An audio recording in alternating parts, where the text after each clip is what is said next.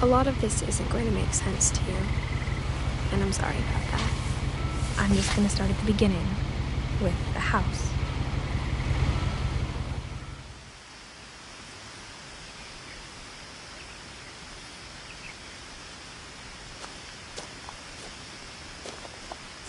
Someone had put up a chain-link fence, but it looked like I wasn't the first person to hop it.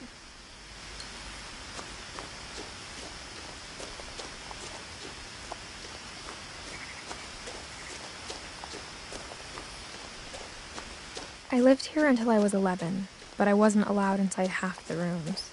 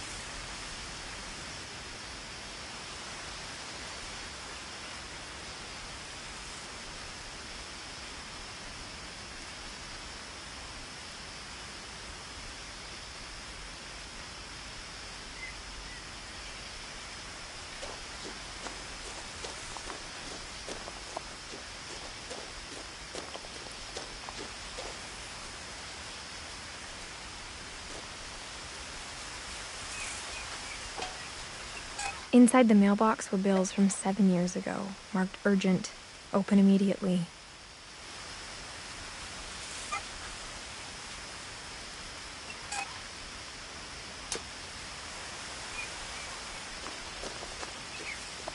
I hadn't been back since my brother Lewis's funeral.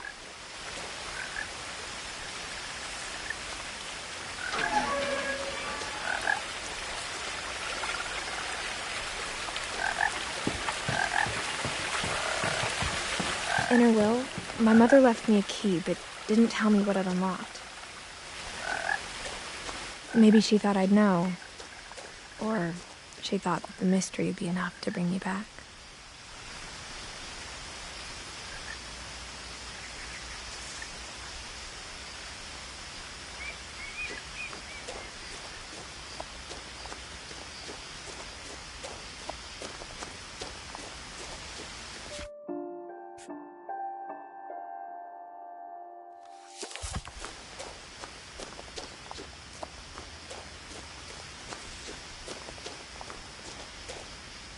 No one had driven this way in a long time, but I saw a few hoof prints.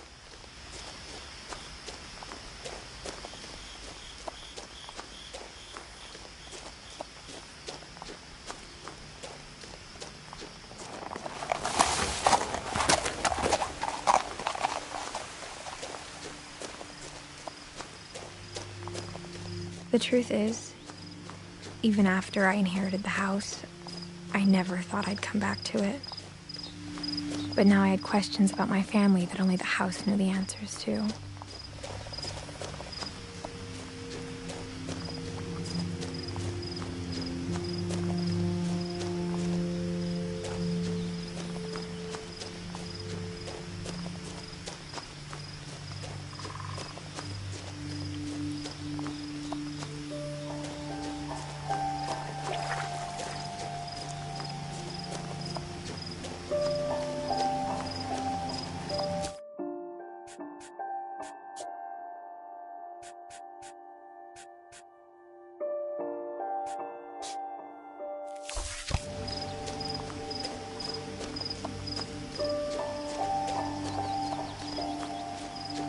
The woods around the house have always been uncomfortably silent, as if they're about to say something but never do.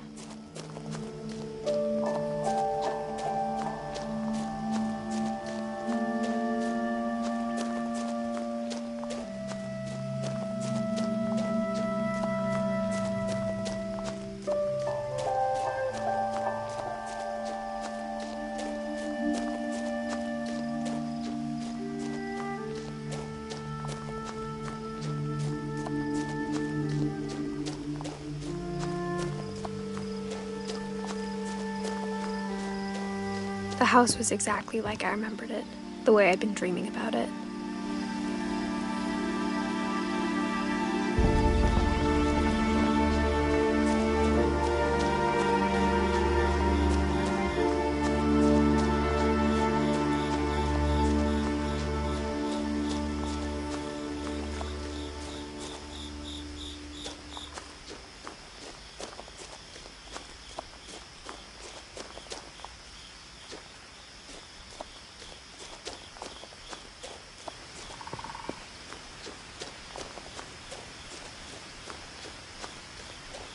As a child, the house made me uncomfortable in a way I couldn't put into words.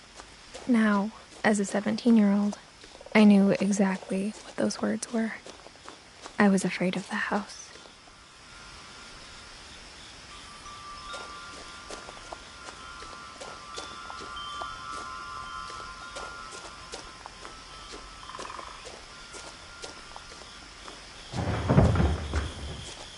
I heard something moving around in the garage.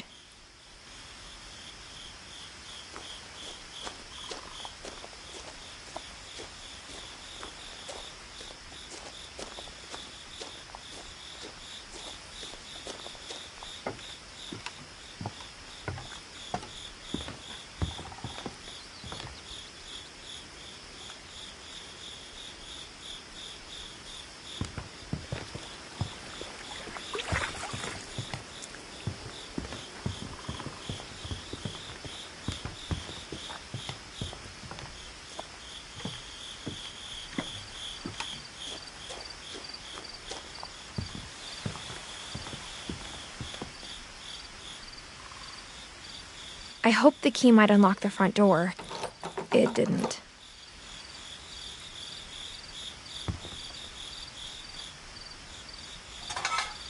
Looking in, I felt like the house itself had been waiting for me.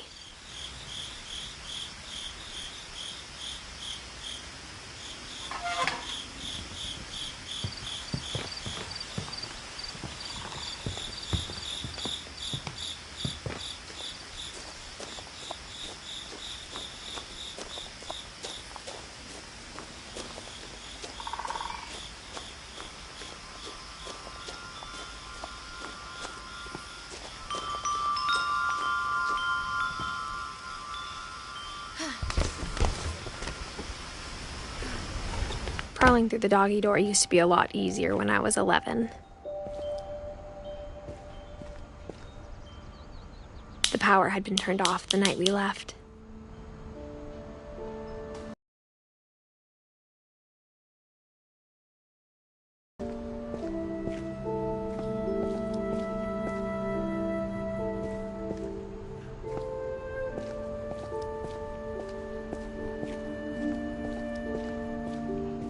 For the first time in years, I felt like I was home. But instead of a family, there were just memories of one.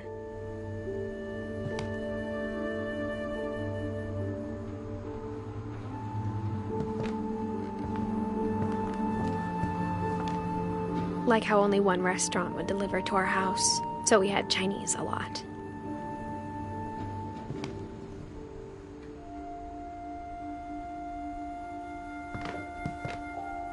Or how after Louis started working at the cannery, we all got sick of eating salmon. Except our cat, Molly.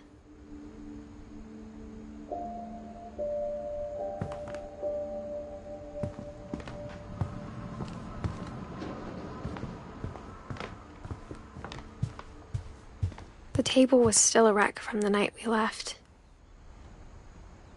It was like a bomb had gone off, killing everyone but sparing the furniture.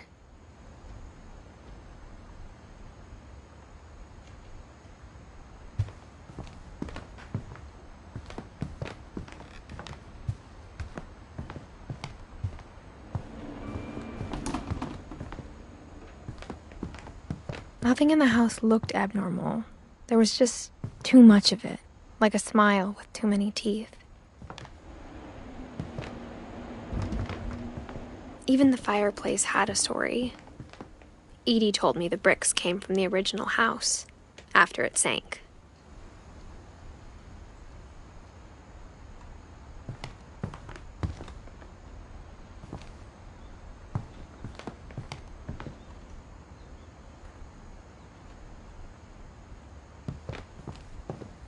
Mom always told me to stay out of the basement, so I wasn't too surprised when the key didn't fit.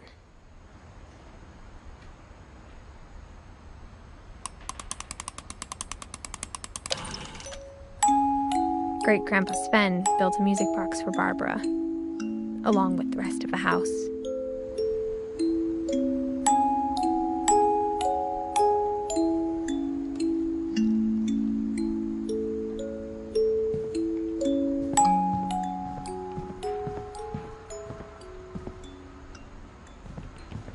My mom wasn't much of an optimist, but she never stopped believing that my brother Milton was alive.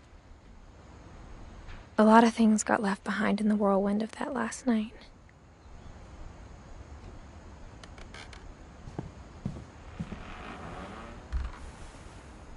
Edie told me once that every Finch who ever lived is buried somewhere in the library.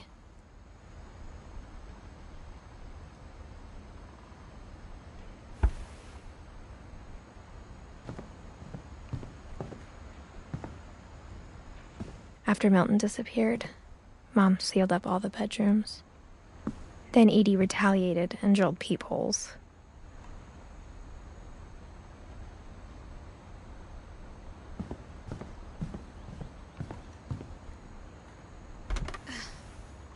Molly always seemed like a girl I could imagine being friends with, if she hadn't died in 1947.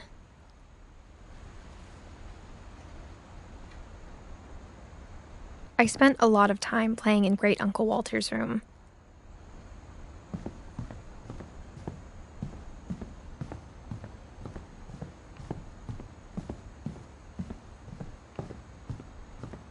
Whenever people ask me about my family, the first thing they always want to know about is Barbara.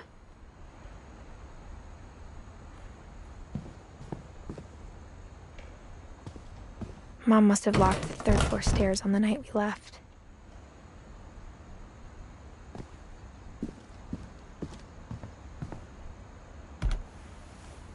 Barbara was a child star for 2 years, until America grew out of it.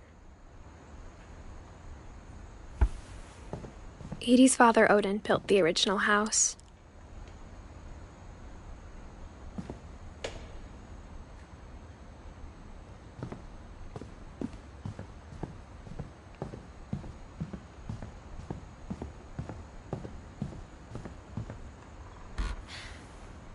The last time I was in Edith Sr.'s room, I was 10 and she was painting my portrait.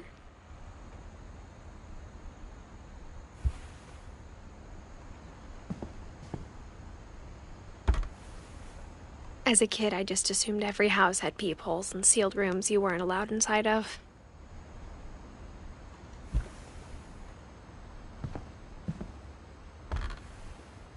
My Grandpa Sam spent 7 years sharing a room with his dead brother, Calvin.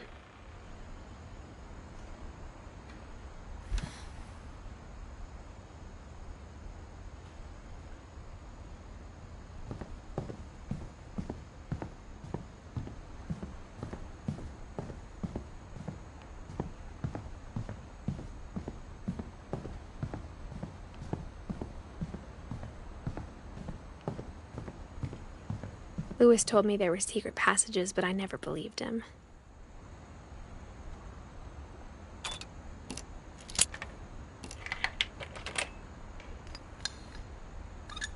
Turns out, my mom was really good at keeping secrets. Now it was time to find out what my mom had been afraid of.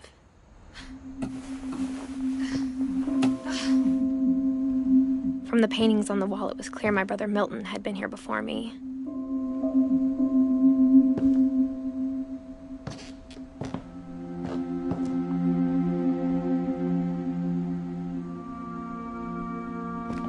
Reading this, maybe it sounds like I had a plan. But I had no idea what was behind that door.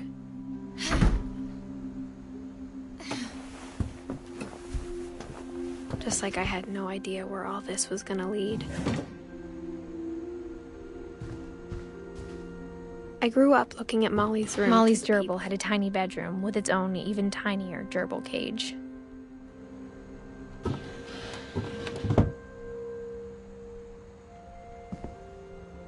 Being inside for the first time, I felt like I'd stepped behind a painting.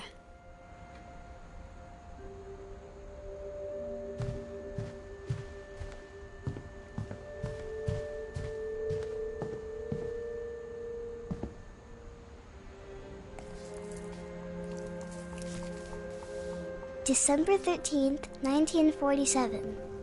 Dear Diary, I'll be gone soon, but I wanted to tell somebody about what's gonna happen. It started when Mom sent me to bed without dinner. I woke up and I was starving, so I looked around for something to eat. The gerbil food was dry, but I didn't mind it.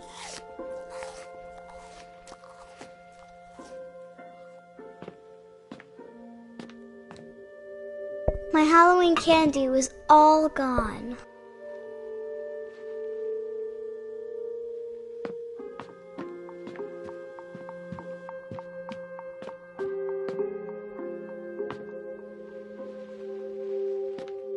I thought about eating Christopher, but I held back.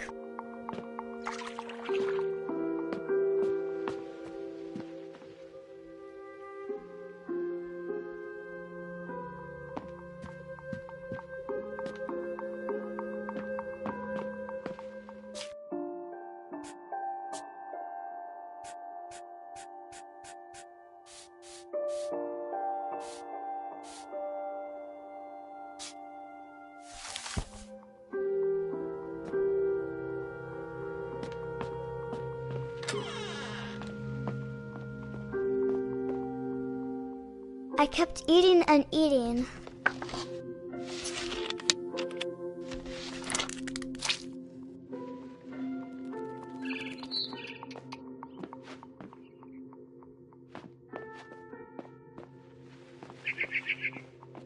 I ate a lot of things that night.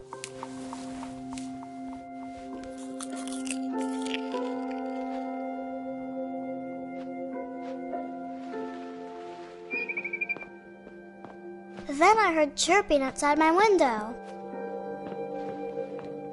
It was a barn swallow going back to her nest. I reached out for her.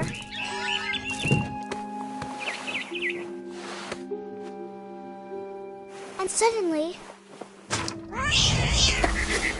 I was a cat.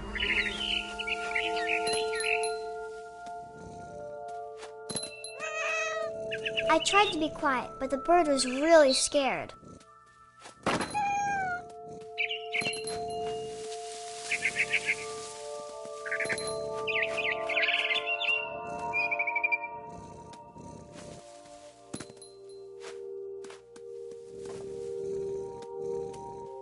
Mom and Dad didn't even look at me.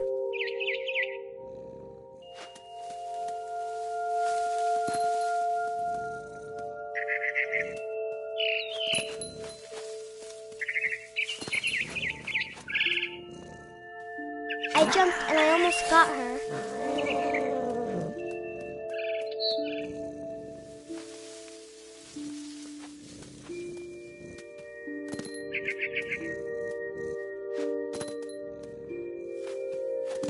I could tell she was getting really tired. Now I was up in the big tree. I promised Dad I wouldn't climb it anymore. All I cared about was eating that mama bird.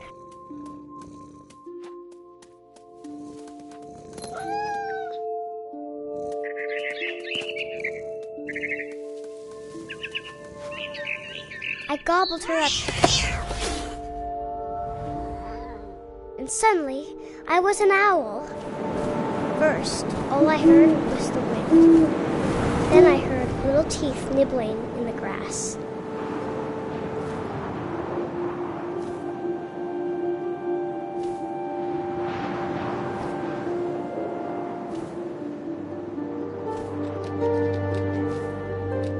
Rabbits.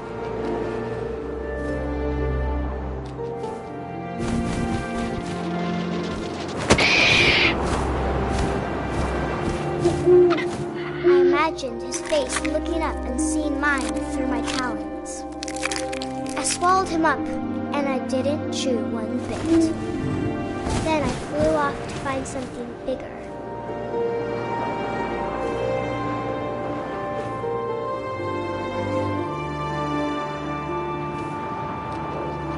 A mama rabbit.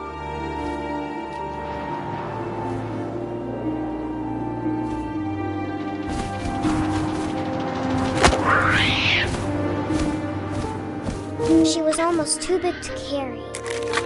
I started choking, but I couldn't stop eating.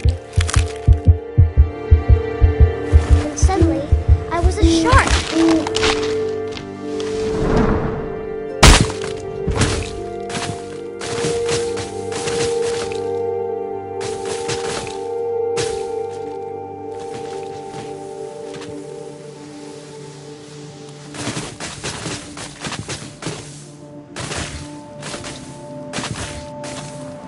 I rolled off a cliff and into the ocean.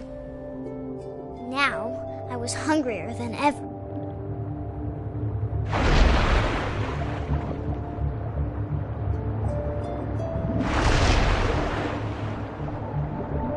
I wanted fat, juicy seals.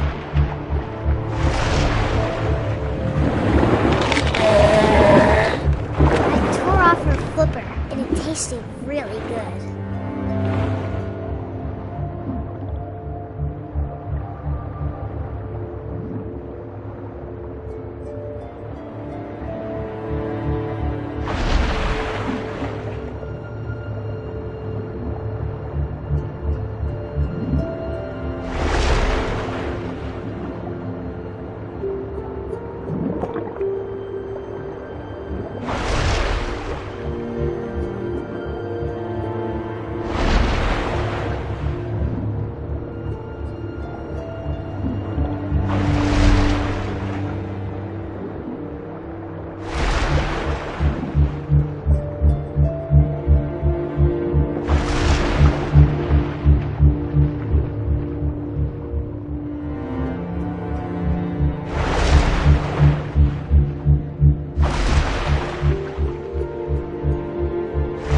Grabbed on tight. When I was so hungry, I jumped out of the water.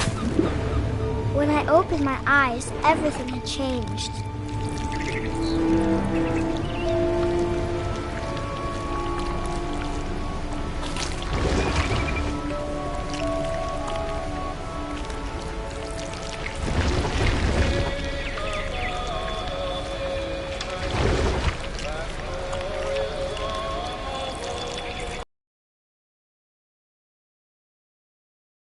Forever.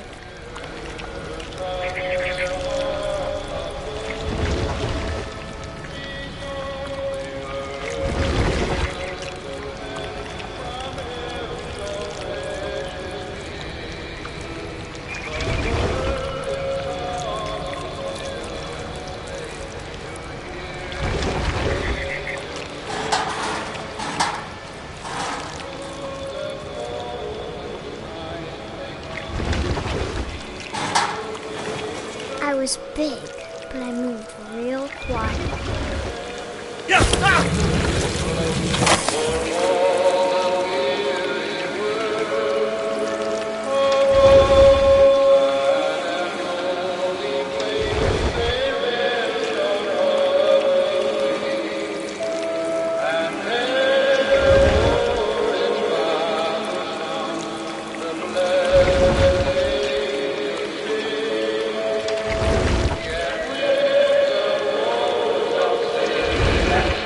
I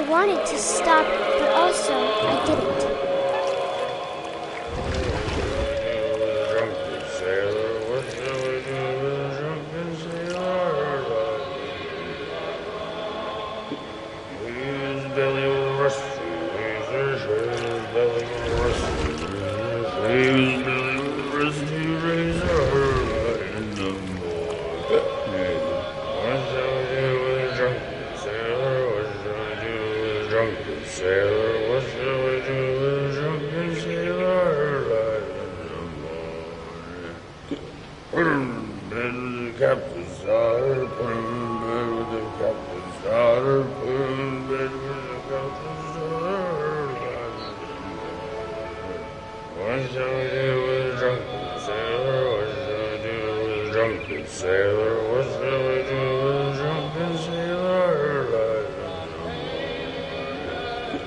Struck it with a longbow till he's sober, struck it with a longbow till he's sober, struck it with a longbow till he's sober alive in the morning.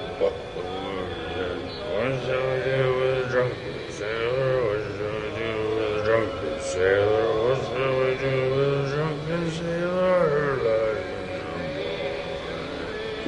Put him in the scuppers with a hose by bottom, put him in the scuppers with a hose by bottom, put him in the scuppers with a hose by bottom, alive in the morning.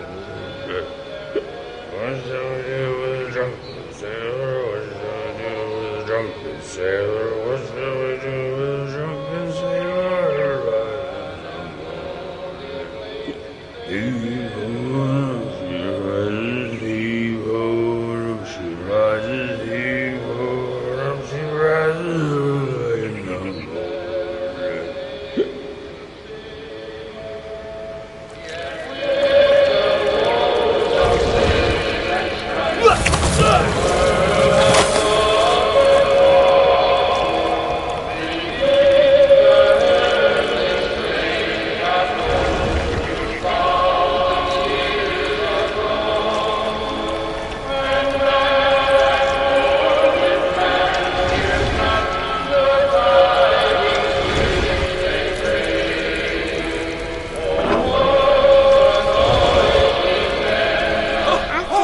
Passenger, I was still hungry, and across the water I smelled something new, something I had to have, so I swam towards it.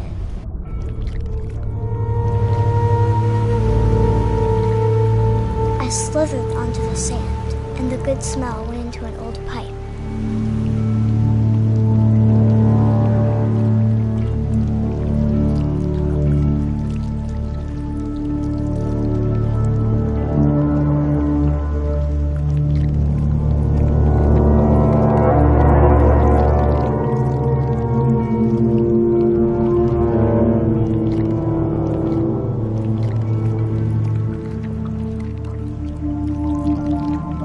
Closer and closer.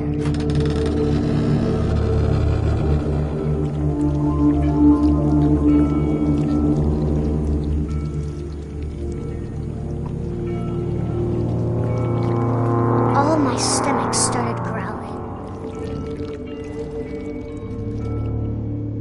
And suddenly, I was me again. I held my breath for a long time, but I couldn't hear anything. I think it's waiting for me to fall asleep. But it's not going to wait much longer. It needs to feed, and we both know I will be delicious.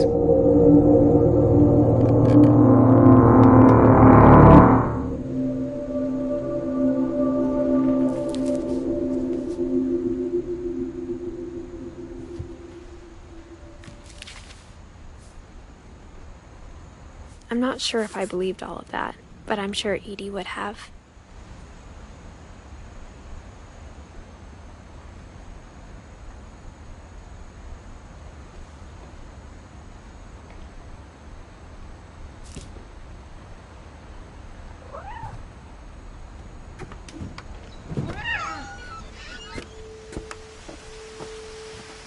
This will be obvious later, but my mom never told me any of these stories. Edie would have, but Mom didn't like bringing up the past. Though, when we adopted a stray kitten, she was the one who named it Molly.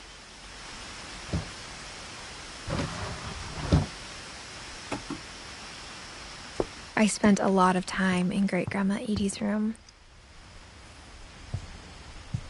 Louis died a week before we left, but Edie had already started to memorialize him.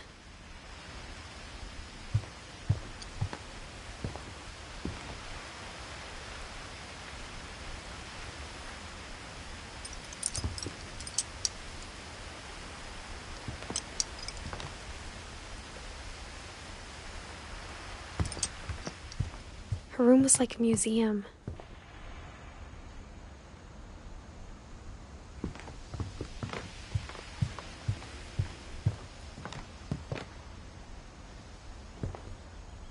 Even in her 90s, sometimes Edie seemed a lot younger than my mother.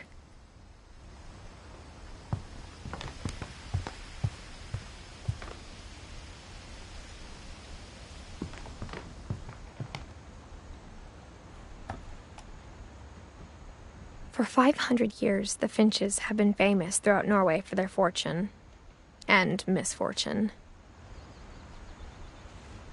Odin Finch buries the latest victims of the family curse, his wife Ingeborg and their newborn son, Johan.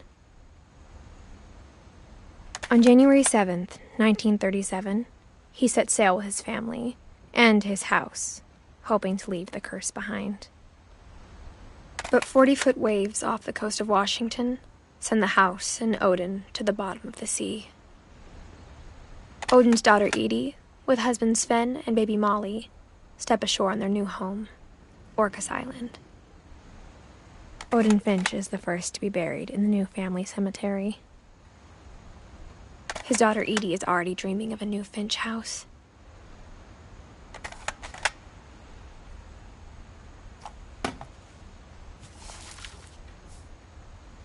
Whatever's wrong with this family, it goes back a long ways.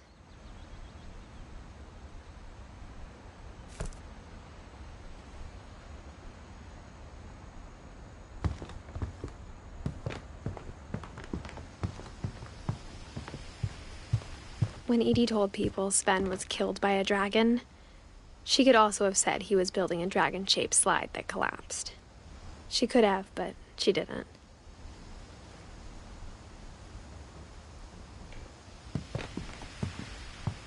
One summer, they evacuated the island, but Edie refused to go. For a few weeks, she was a celebrity.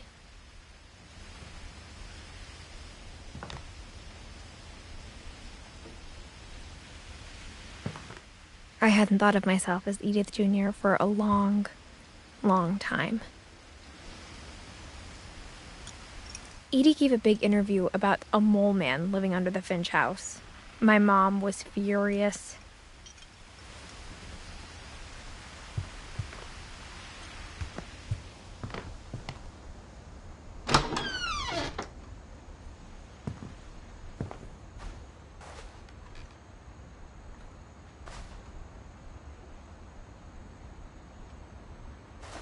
The only trace Grandpa Sam's first wife, Kay, left on the house was the pink bathroom.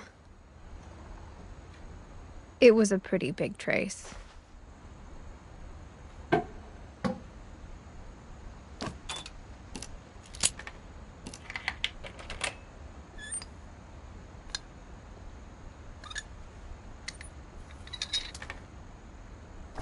There's a secret in this bathroom.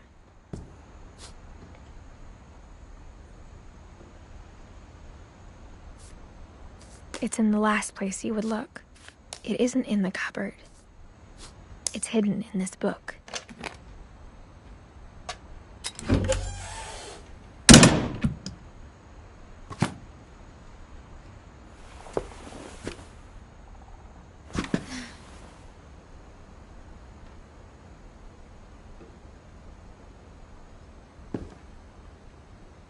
Sven gave Sam an old camera he'd refurbished.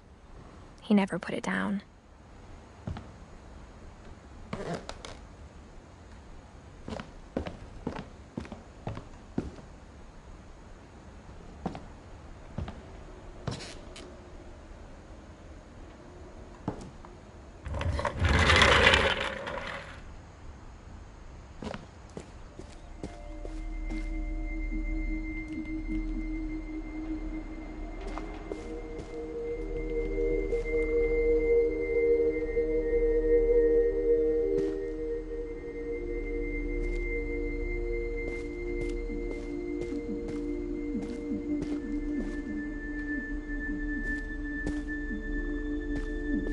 I knew Grandpa Sam had a twin, and that he never talked about him.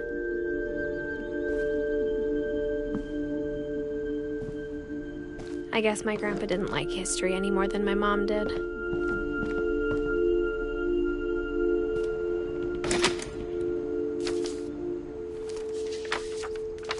How I Want to Remember My Brother by Sam Finch. The thing I remember is that when he made up his mind, that was it.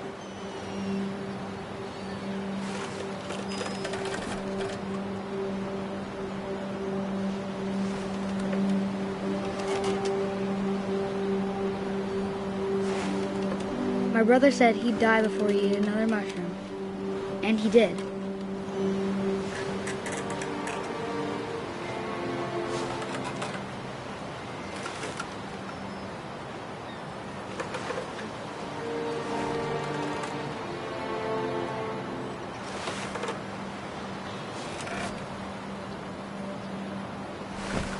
At Barbara's funeral, we swore we'd never be afraid again. And he wasn't. I think Calvin always wanted to fly.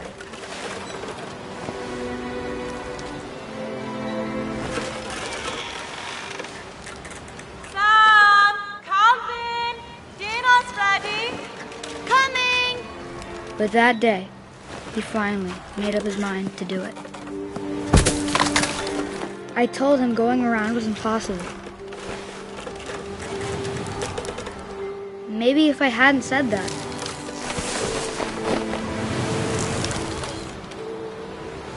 Calvin, I'm not gonna tell you again. Maybe if the wind hadn't picked up. Then maybe he'd still be here. But I doubt it. I think he'd already made up his mind. That's what I want to remember about my brother.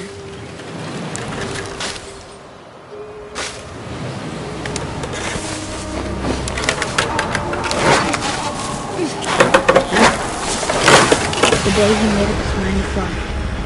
And he did.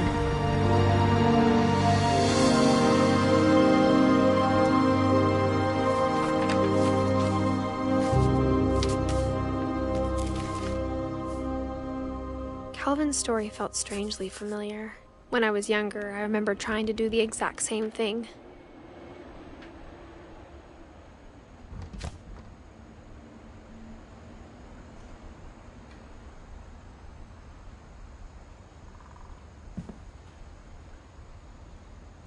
After the funeral, Edie roped off Calvin's half of the room.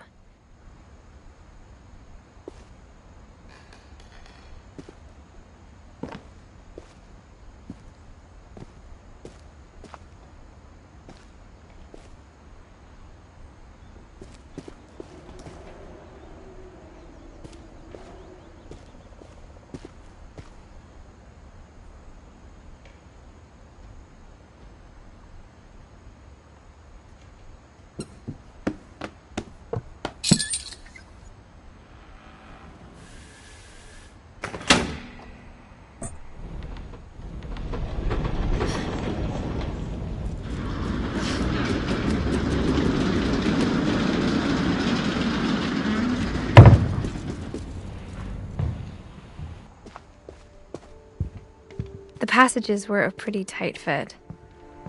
They'd obviously been built for smaller hands and bellies.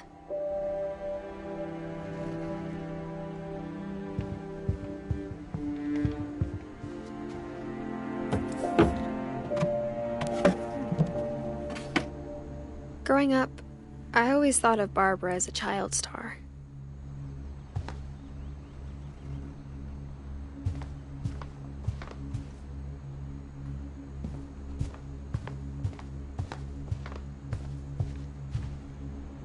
I never thought about how hard it must have been for her afterwards.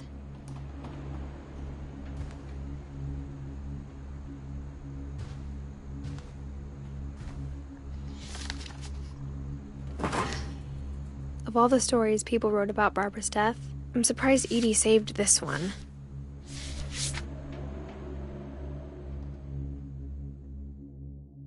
Old Jack here with another ghastly tale inspired by America's most unfortunate family.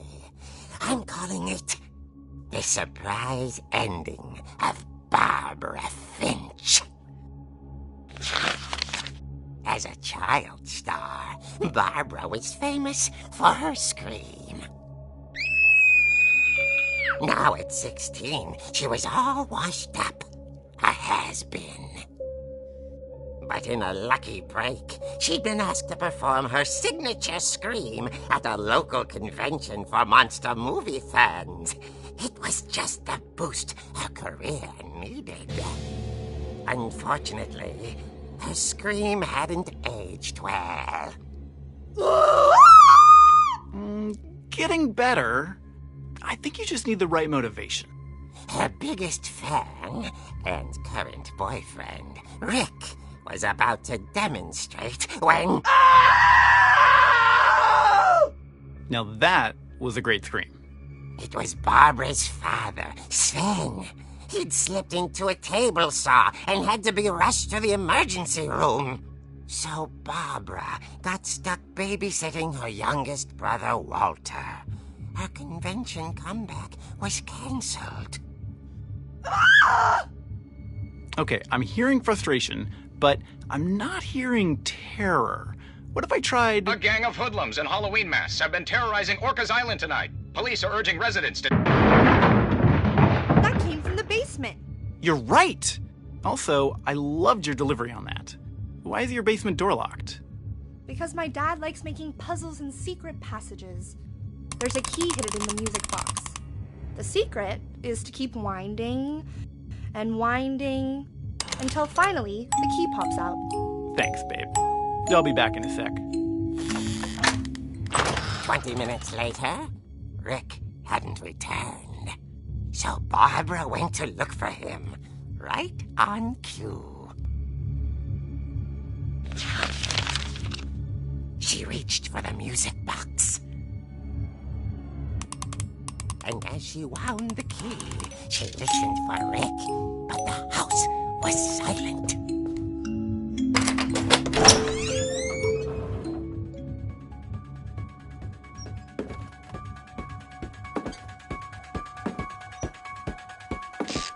She found Rick's crutch and imagined the worst.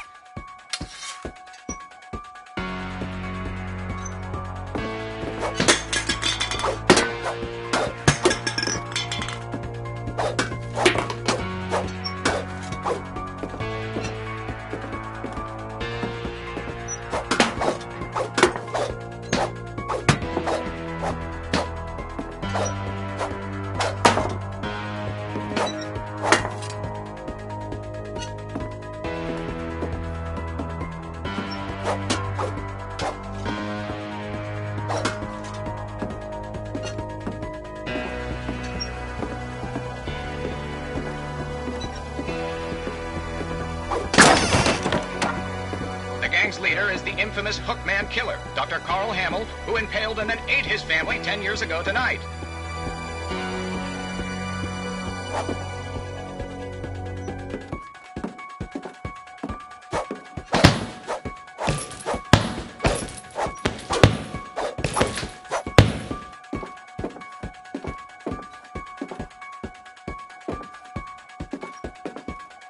The old fridge rattled and grew still.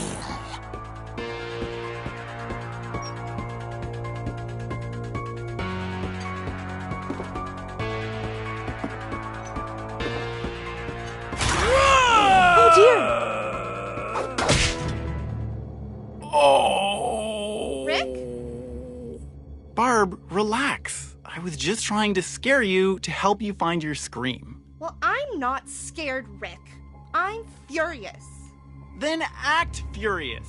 All I'm getting from you now is that you're hurt and confused and She threw him out, but she kept a little something to remember him by. Barb, have you seen my other crutch?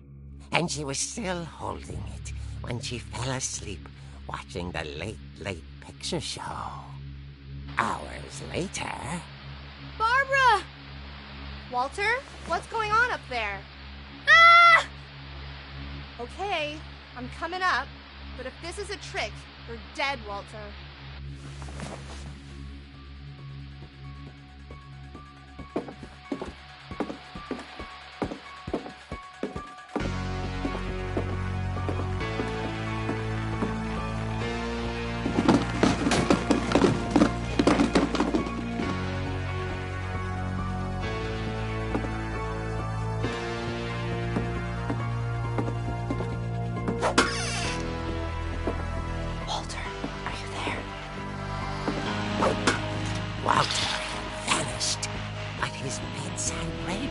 was still on. Orcas Island police describe the man as 6 feet tall, with a steel hook for a hand. Residents are urged to lock all doors and windows and notify the police of any suspicious activity. Barbara turned, saw the hook man, and was speechless. He was quite smashing.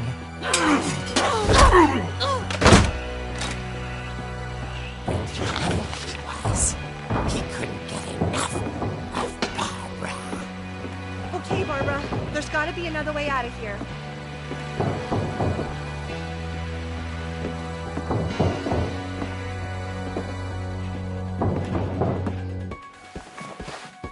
That night, she played her part beautifully.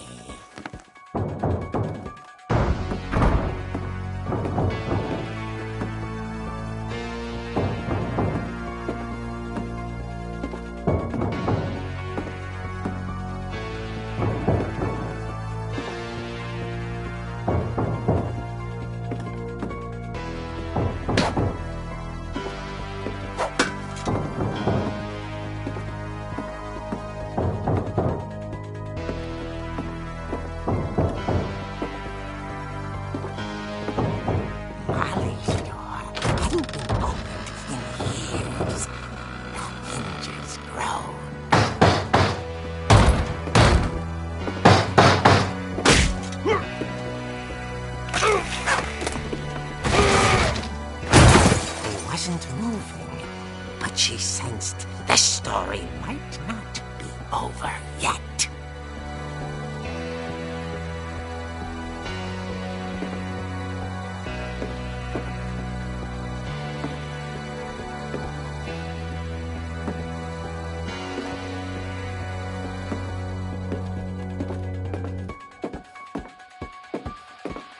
The hookman had vanished. She listened for his breathing, but all she heard was...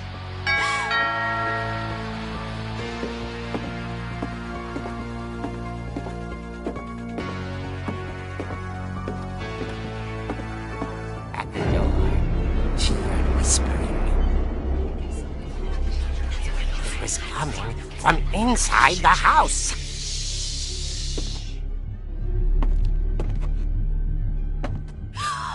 Oh dear.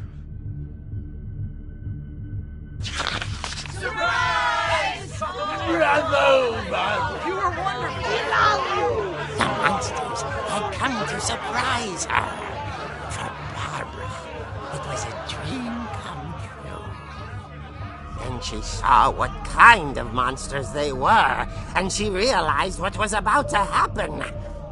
She was going to be famous. And with her final breath, Barbara Finch gave the performance of her life.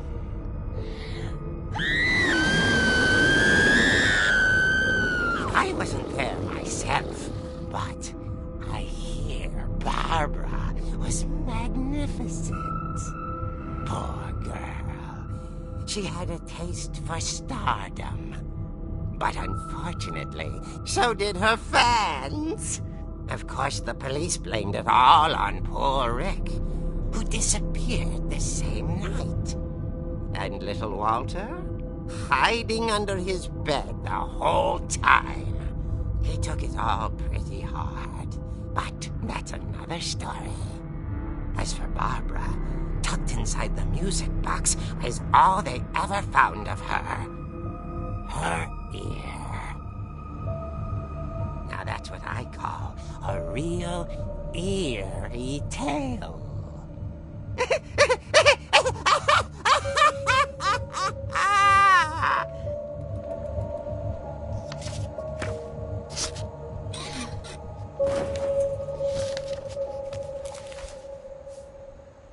Edie told me all Barbara wanted was to be remembered, as absurd as that comic was.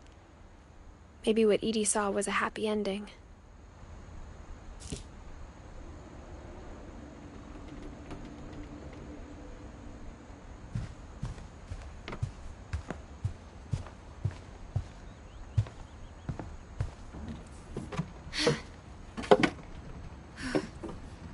I guess now I know why Mom didn't like me playing with the music box.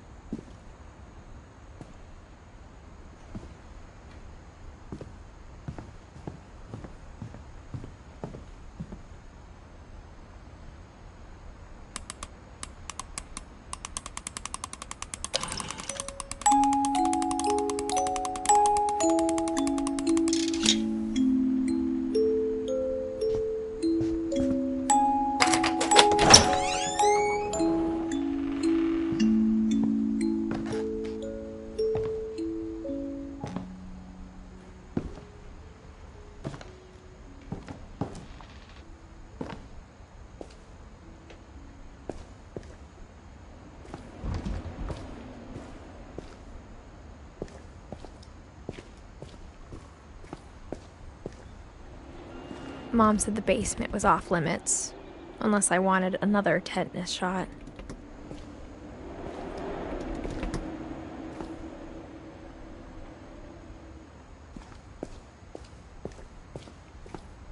I saw Edie sneak down to the basement once, carrying packages.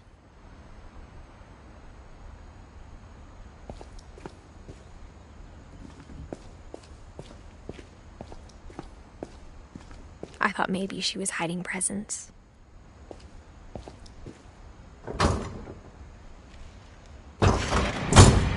It turned out she was hiding a lot more than that.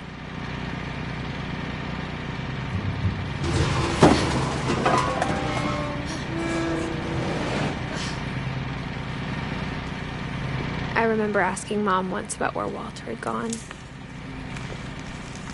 She said after Barbara died, he got as far away as he could. If there's a pattern in all these stories, I think it's that none of us has gotten very far.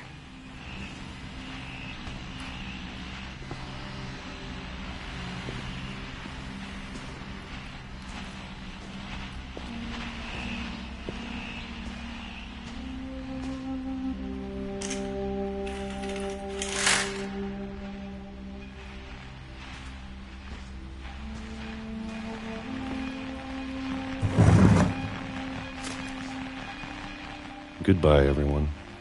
I can't believe I've been down here for 30 years.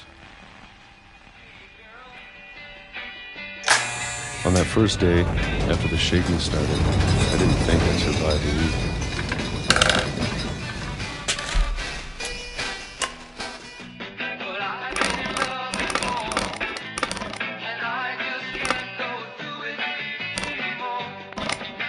But after a few days, I settled into a routine. That's what kept me sane. Having a schedule, living for today. I always expected to be dead tomorrow. But if you wait long enough, you get used to anything.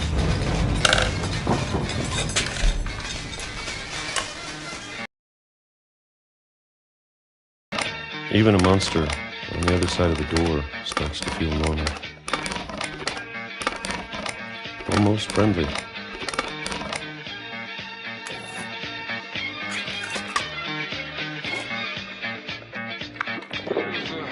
And then one day, everything just stopped. Whatever that thing was, it was gone. Maybe it got tired of waiting. Or maybe I just got tired of being afraid.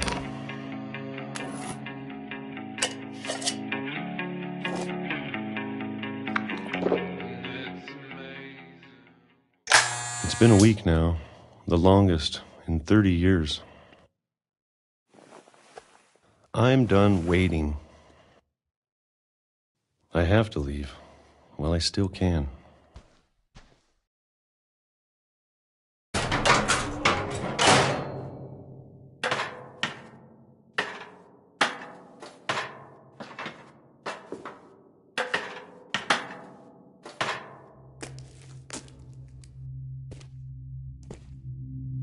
I know it's out there, somewhere.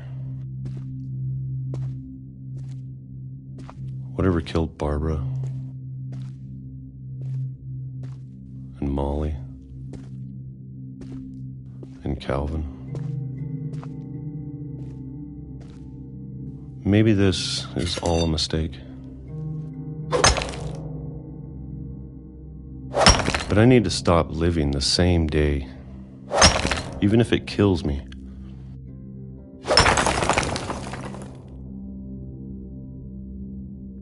Whatever's out there, I want you to know I'm ready for it. I'm going to appreciate all of it, especially the food.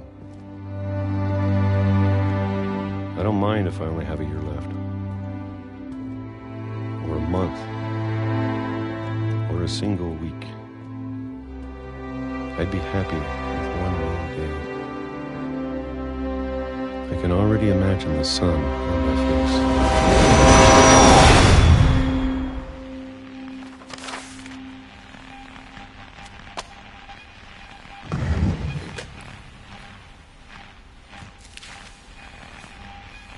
Walter died when I was 6. I can't believe my mom never told me he was down here.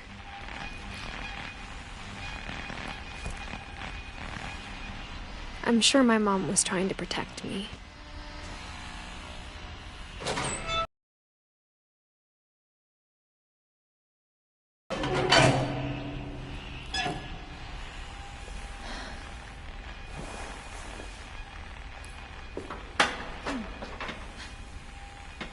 Maybe she was afraid I'd end up like Walter. But if she never told me about an uncle under the house, I can only imagine what else she was hiding. I don't want to make the same mistakes she made.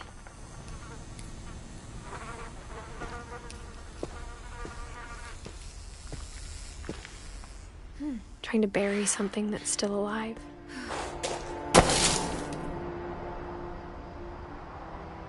Now that there's only one of us left, or maybe 2,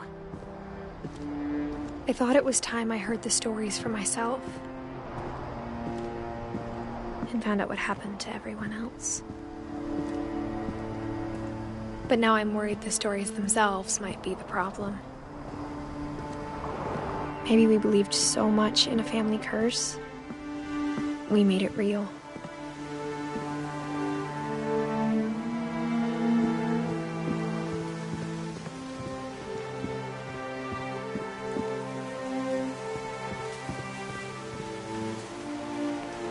I don't know if I should even be writing this.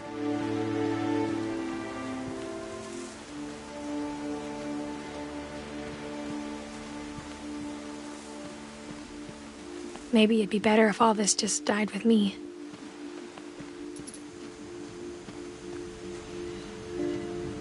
But I thought you should know about your family.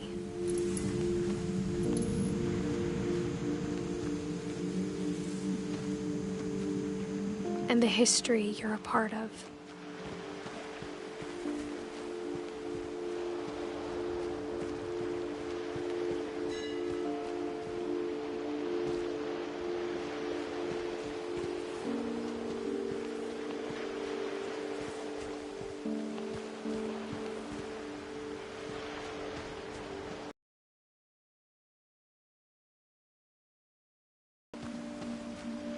Though to be honest, I feel as lost as you probably do right now.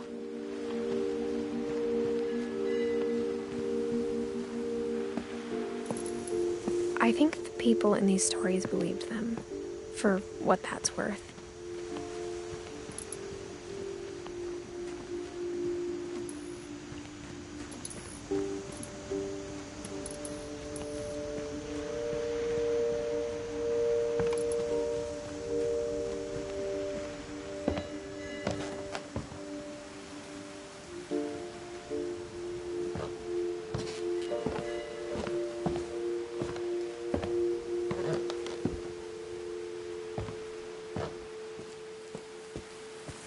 And when you look at the house, that history of imagination and stubbornness and madness, any of it seems possible.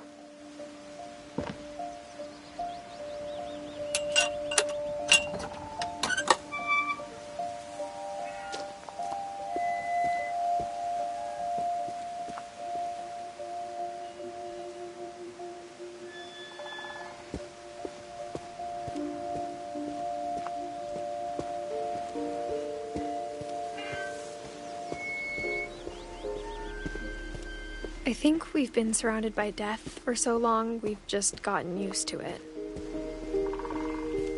What kind of family finishes building a cemetery before starting the house?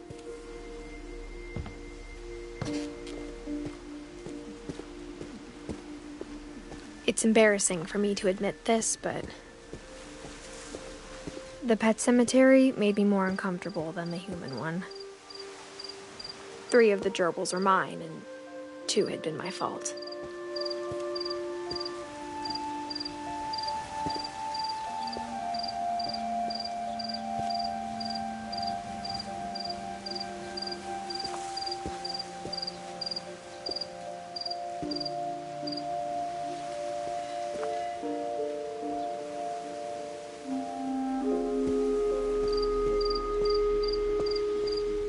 Sven built the house, but it was Edie who designed the cemetery.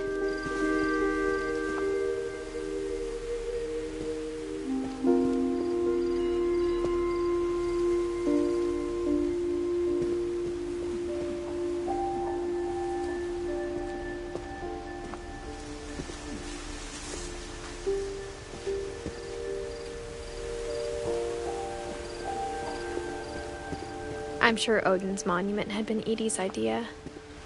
My mom was always trying to move on, but for Edie, the past never went away.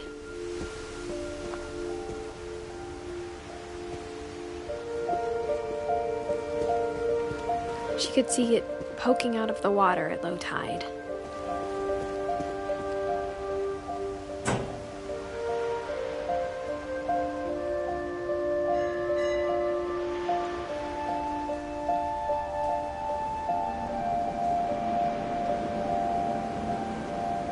Edie said she dreamed about the old house every night.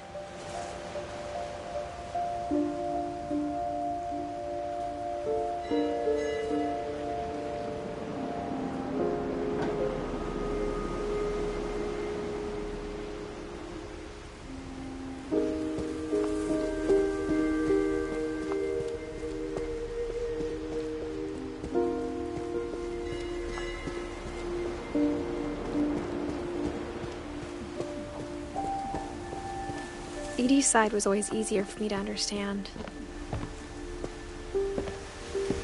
But the older I get, the more I can see where my mom was coming from.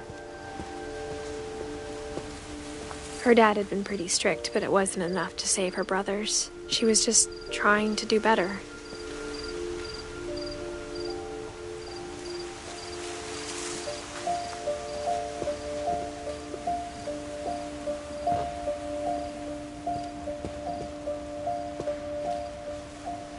She lost 2 of her brothers, just like I did. I get why she tried so hard to protect us.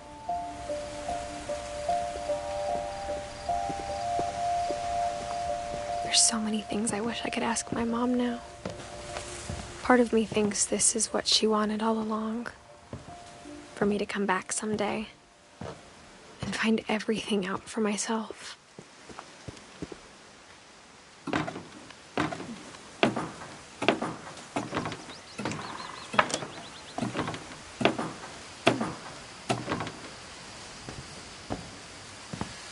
But looking back on it now,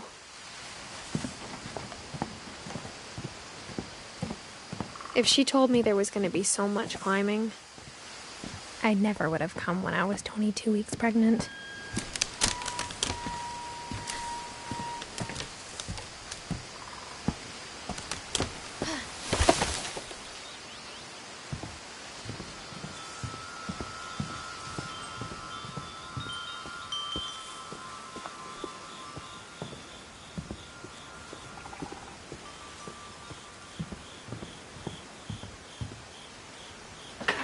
I never met Grandpa Sam, but I think he and my mom had a lot in common.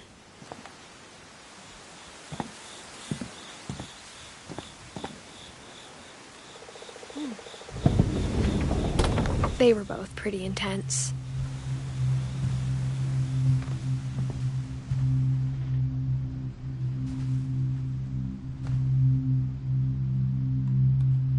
Sam spent his life shooting photos, but Mom said he got nervous being in front of the camera. I guess we're all afraid of something.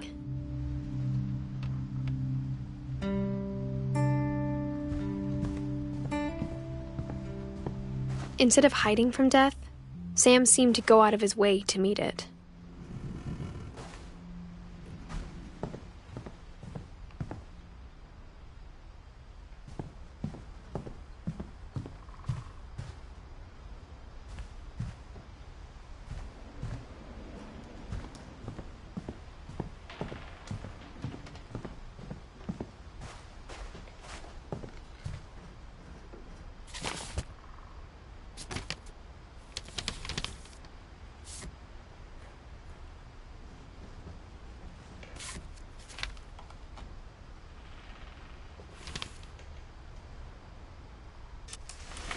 Dawn, I promise, you'll never forget this weekend.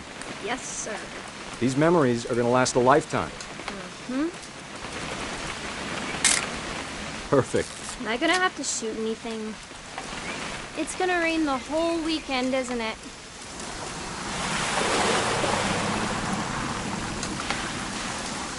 I will never forget this weekend, Dad. That's the spirit. Okay, got it. I'm gonna take some pictures, okay? Just be careful.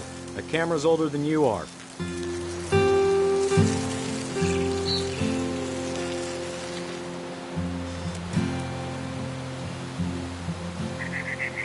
You're right, Dad. It's starting to clear up. Still freezing, though. Aw.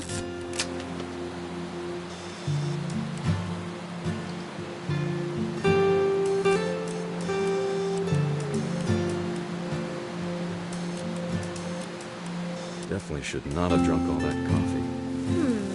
Hey! That's a keeper. Hold still while I take a picture of you. I'm just saying, I'm not always gonna be here, Dawn. You'll need to remember this stuff, if you want to survive. I'll be fine, Dad. You know who else thought he was gonna be fine? Some guy who died. Dawn, I'm being serious. I know, Dad. You're always serious. Doesn't being out here make you want to chill out? Well, to tell you the truth, I haven't been out here in 20 years.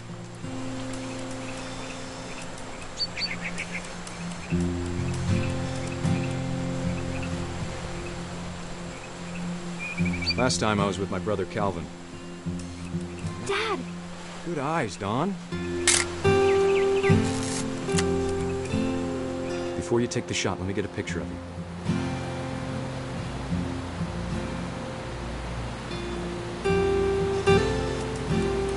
Dad, Let me get behind you.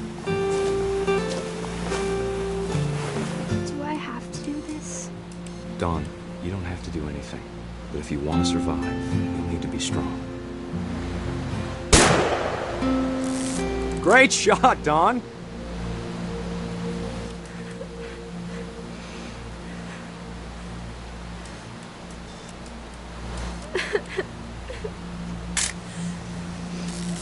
I'm proud of you, Dawn. Always remember that, okay?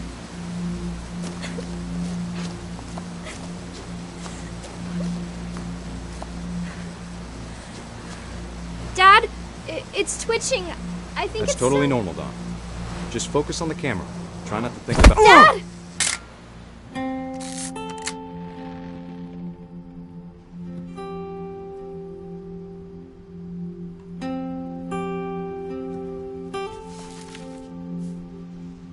of all these stories, that's the one I wish most that my mom had told me.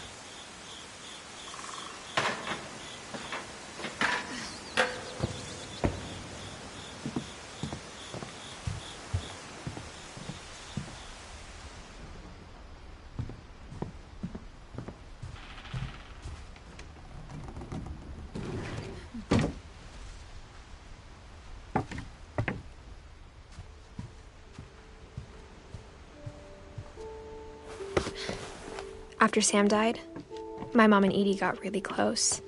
They'd both lost a lot.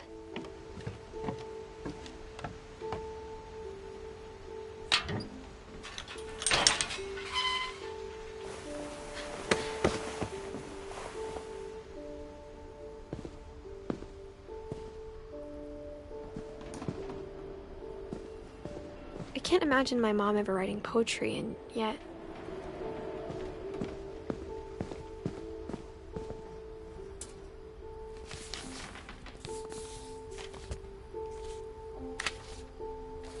Dear Kay, do you remember the way Gregory used to laugh when he thought he was alone? Like something funny was happening, but only he could see it. I think he saw things the rest of us don't.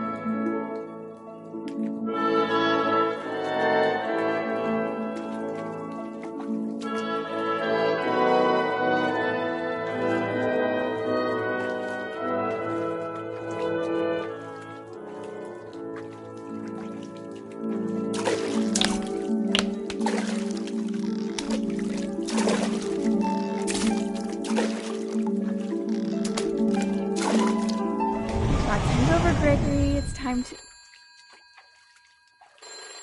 Hold on, sweetie. Hello? Sam, I told you I don't want to talk right now. I wonder what he saw.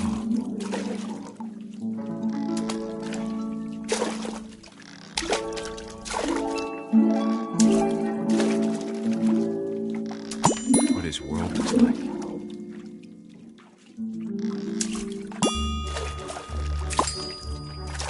He reminded me so much of Calvin. Lost in his imagination.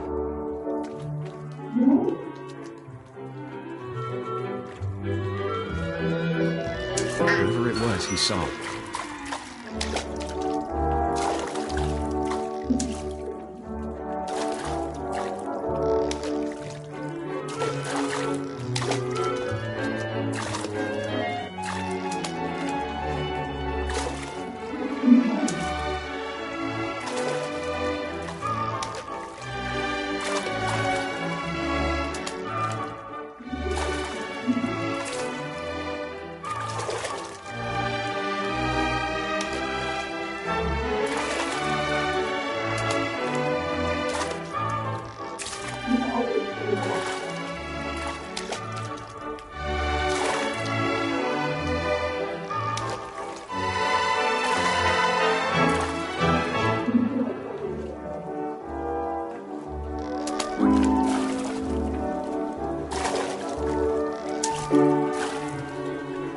It sure made him happy.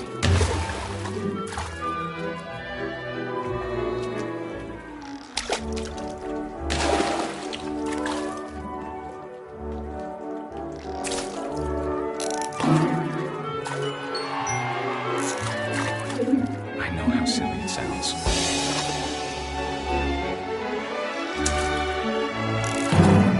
But I worried about a baby being too happy.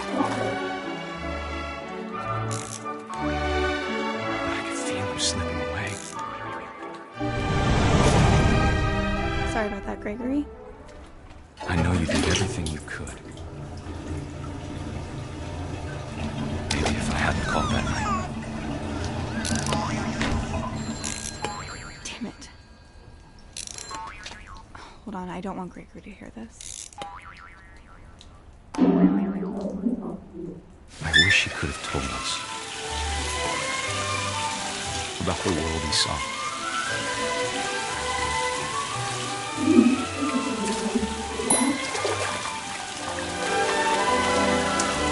There's so much I don't understand about Gregory,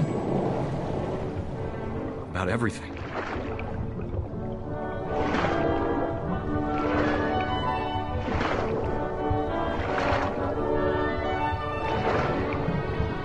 But I know what happened wasn't your fault.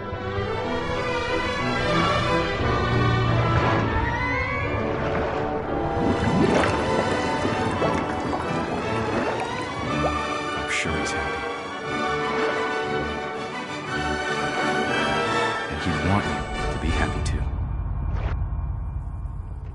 Good luck, Kay. Love, Sam.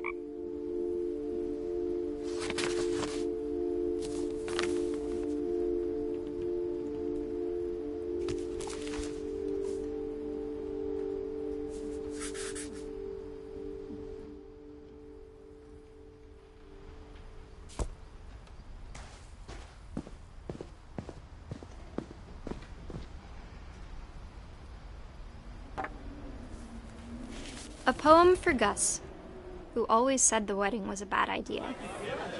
Our father never hit us kids, at least not very hard, before the day my brother said with teenage disregard that he'd be dead before he'd see a wedding in our yard.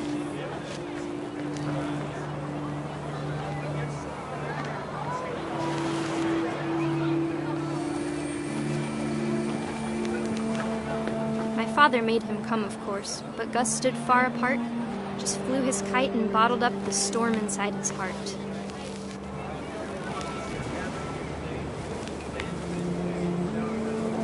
I tried to talk him out of it, but though he'd never met her, we don't need a stepmom, were the words that I now pronounce you husband and wife. You may kiss the bride.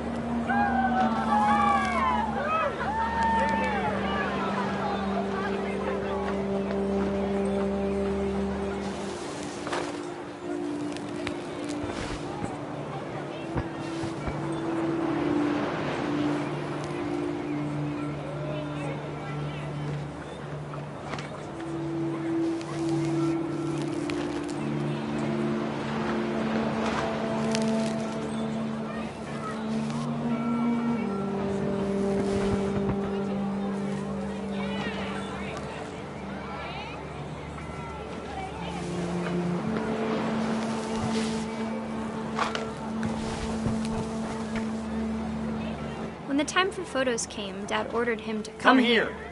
But Gus declined, and as a sign held up his middle finger.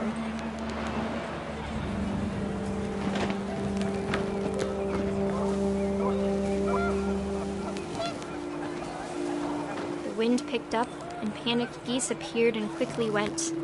But all the humans did that day was go inside the tent.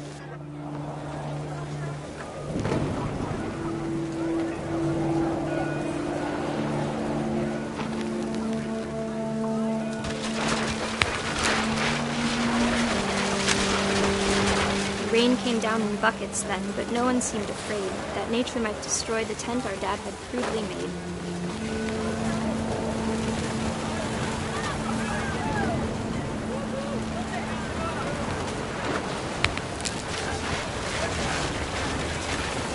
The thunder sounded much too close and full of angry power. But all my father said to this was, "Make the music louder."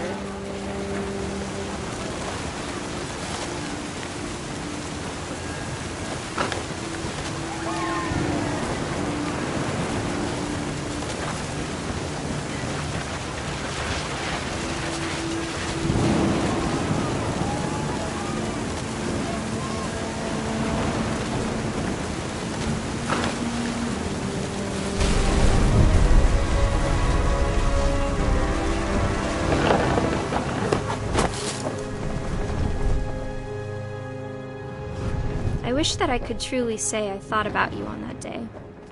Out there on the beach alone, just you, the wind, the sea, and foam. But I didn't, until we found you.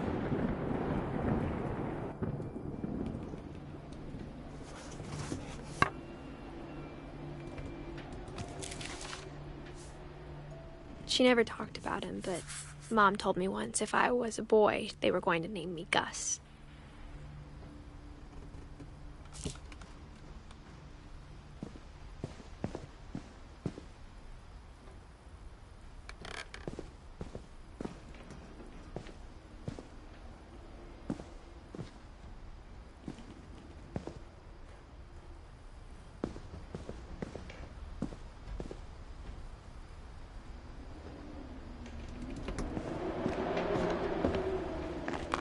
My mom moved up to the loft after her brothers died. At the time, it was as far away as she could get.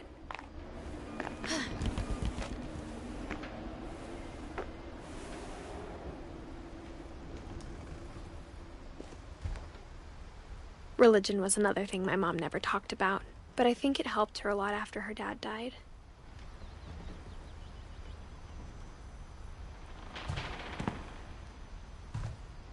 She spent a summer building houses. My mom moved to India a week after graduation and got a job teaching English.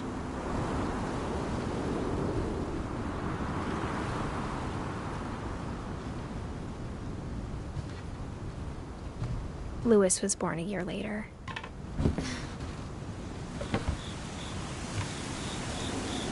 When my dad died, I don't think Mom knew where else to go. I'm sure Edie was happy to have her back.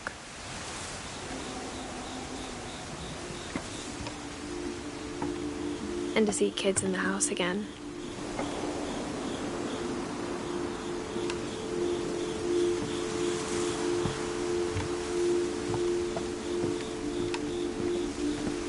The house had to get a little bigger, but Edie was used to that.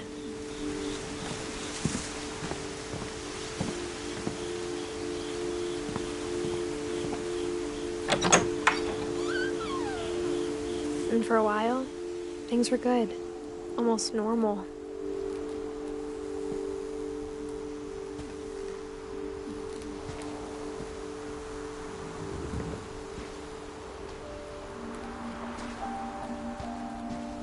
But it didn't last.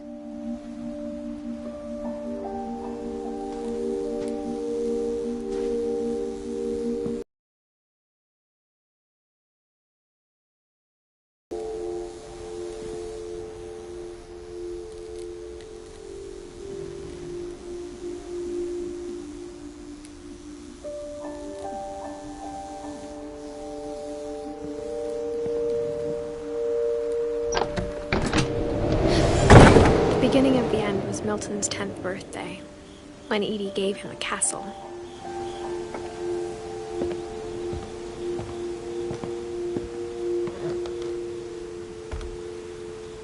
After Milton disappeared, the only thing he left behind was a room full of paintings.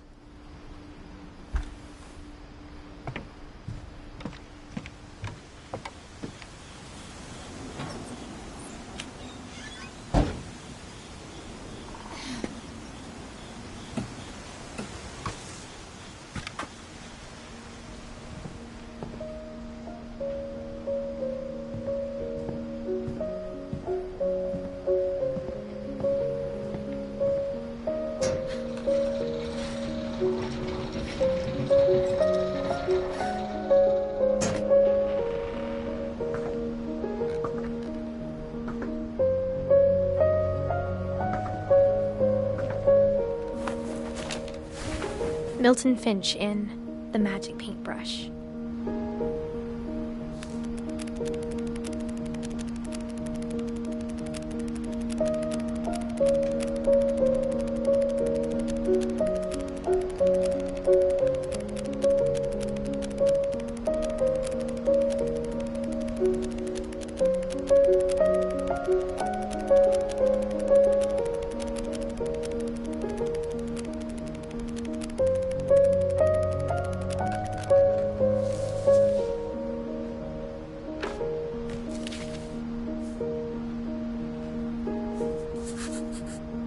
I was 4 when Milton disappeared.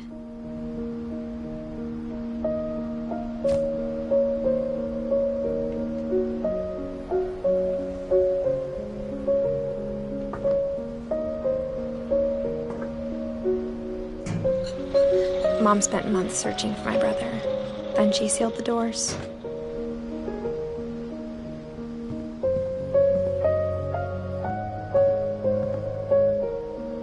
Whatever Milton had found in the house, Mom didn't want it getting out.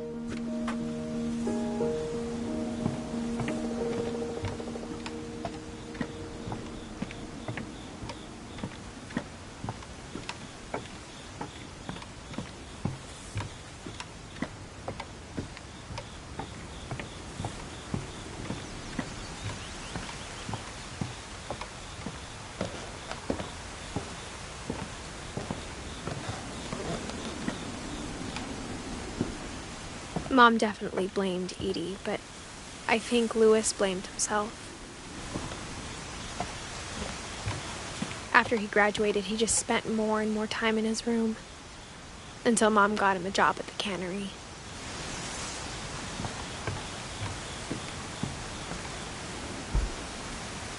Everyone always told me to stay out of Lewis's room. Except Lewis.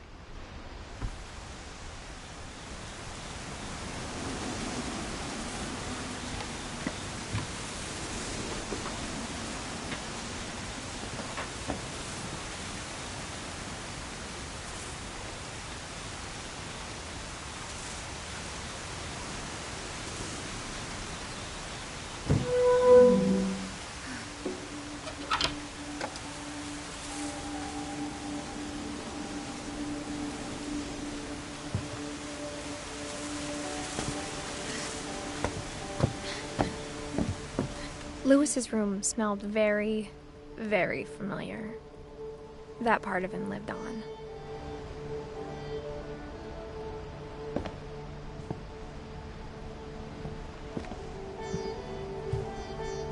Lewis and I spent a lot of time playing games together, but he was surprisingly bad at them. He died a lot.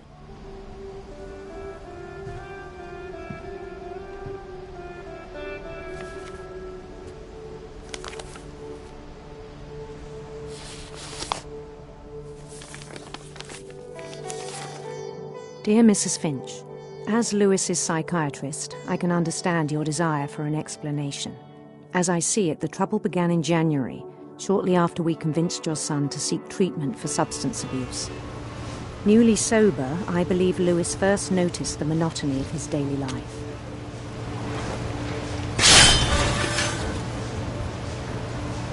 He kept working at the cannery, but he withdrew part of himself. In our sessions, I saw the same behavior. His mind began to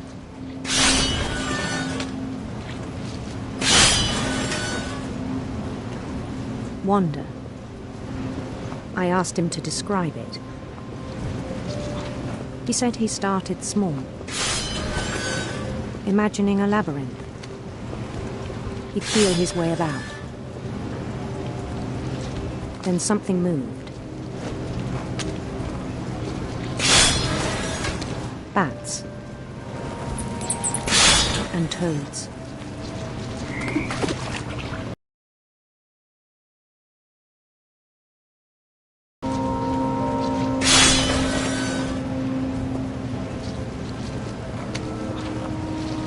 And things that have not names. He knew it was all in his head. But he took it very seriously. I had hoped he'd find himself.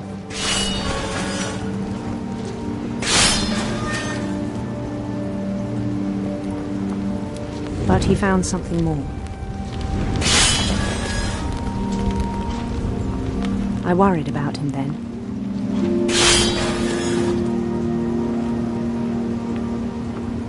Daydreaming at the cannery, I spoke with his boss. But he said Lewis had become a model employee. Methodical, tireless, focused. Like a whole new Lewis. So I let him go on.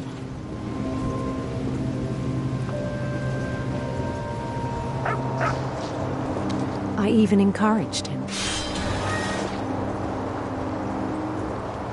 It seemed very promising at first.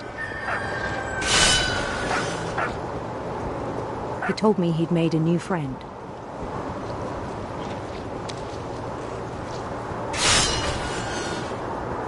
On the edge of a city he named Lewis Topia. He built the city up slowly, brick by brick. Then he made musicians.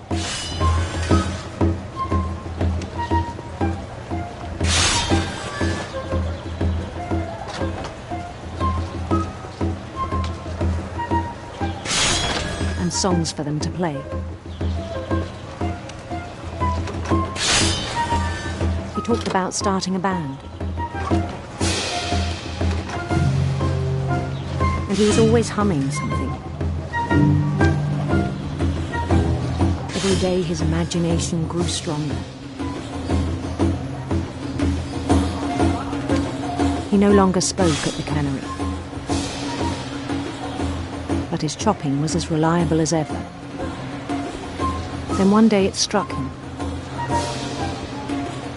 that all the cheering crowds, even the stones under his feet, were all in his imagination, so he could do whatever he wished.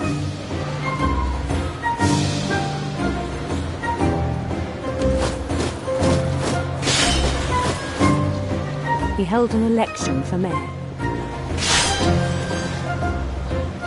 and he won. They begged him to stay, but his mind was already wandering. It became a game for him.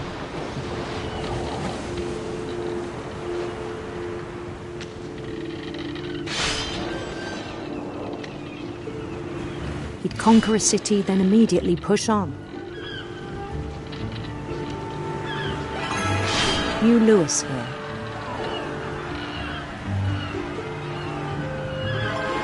St. Louis. He started drifting away from our reality.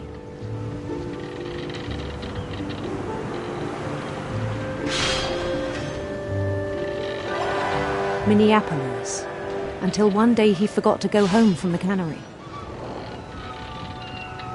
Even as his mother pleaded with him, part of Louis kept sailing on.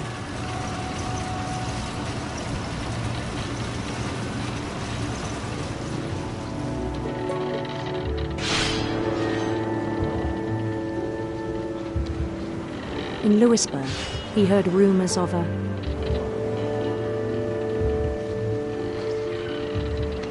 handsome queen.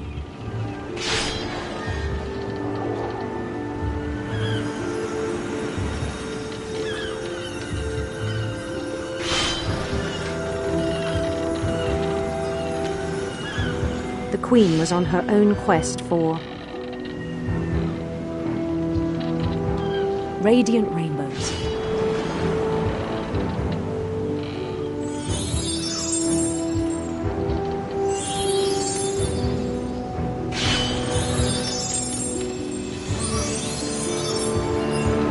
He followed the sound of her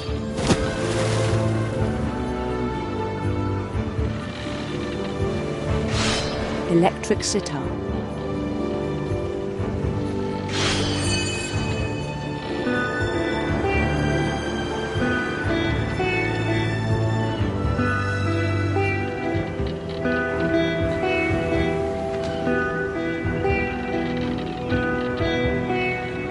His chase led him to a golden palace east of the sun and west of the moon.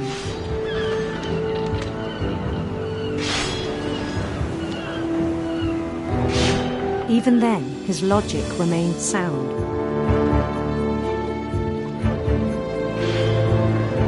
He knew the world was all in his imagination.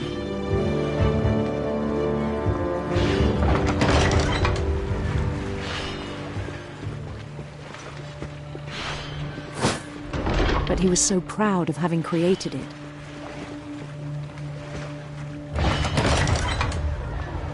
In his own eyes, he'd become something greater than a king.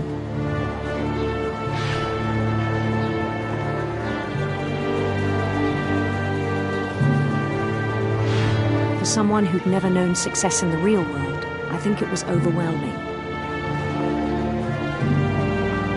And then it struck him that the real Louis was not the one chopping salmon, but the one climbing the steps of a golden palace.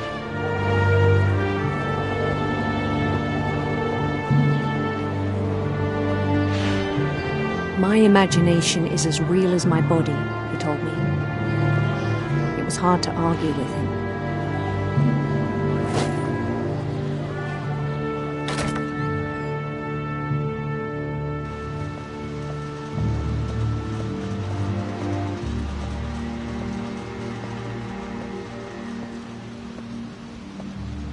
Began to forget the world we know.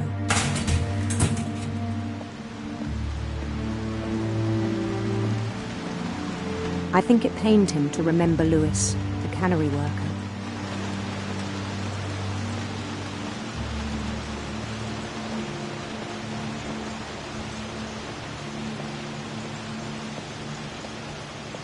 He began to despise the man with a royal contempt.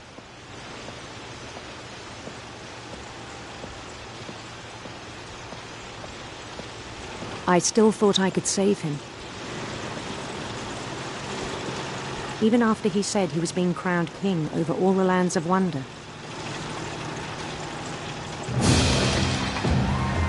The palace would be packed with his companions.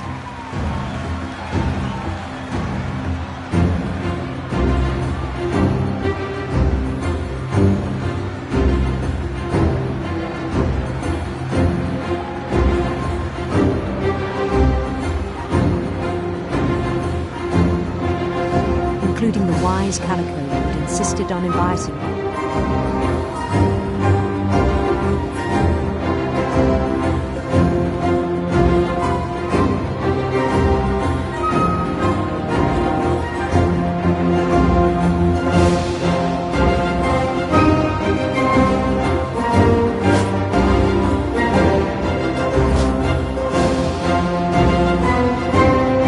His queen waited, holding his crown.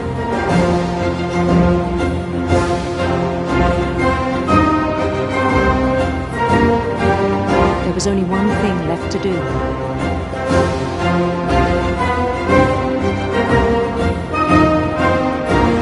Bend down his head.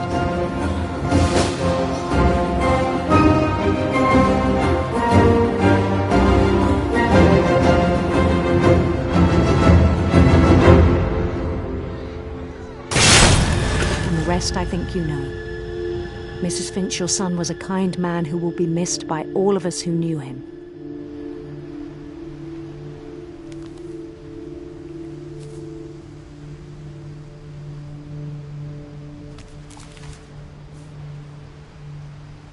My brother was really cool.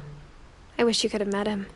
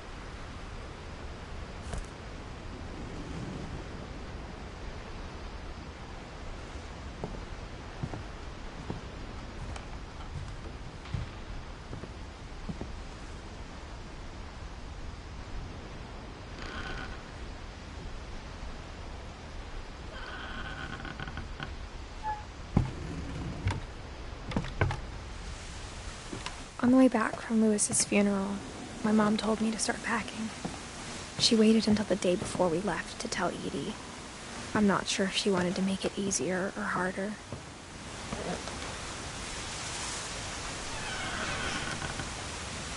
I wish we'd stayed.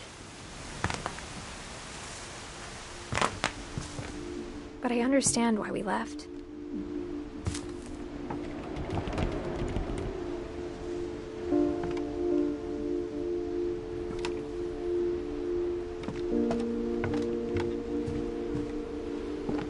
My mom ended up leaving everything behind. What happened that night had been coming for a long time. Maybe it should have come sooner.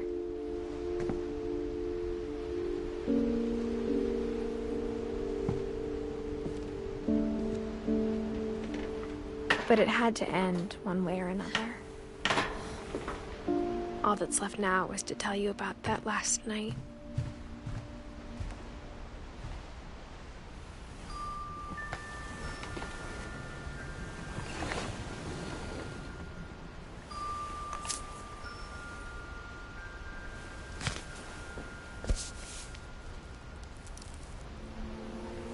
That whole last day, Edie just watched us pack and didn't say a word.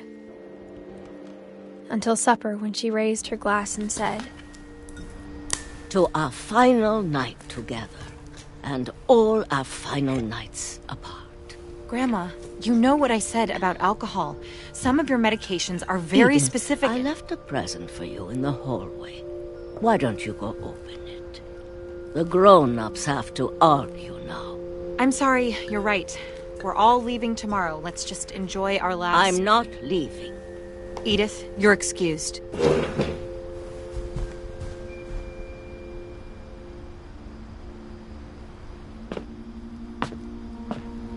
The power had been shut off that morning, but Edie always had plenty of candles.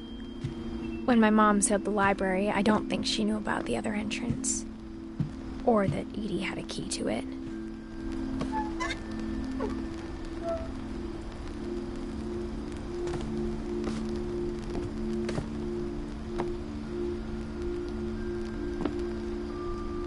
That thing you're afraid of isn't going to end when you leave the house.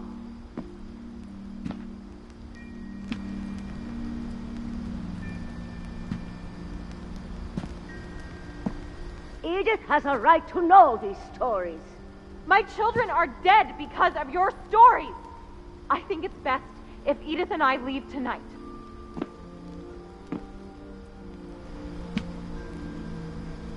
We'll have the nursing home send a van for you in the morning, okay?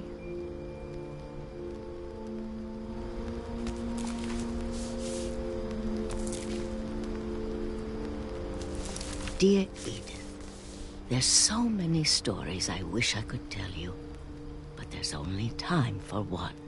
This is about what happened on the night you were born. That night, the tide went way, way out. It was the first and last time I ever saw the old house aground. There'd been an earthquake out in the middle of the ocean. They called it the lowest tide in 1,000 years. God, it smelled awful.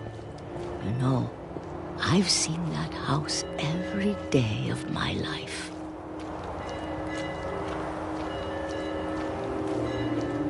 But I never thought I'd go back to it. When the fog rolled in, I lost my way.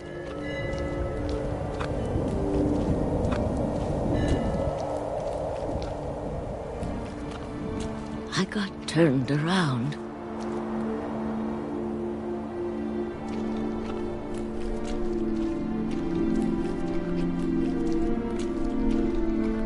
I started seeing things.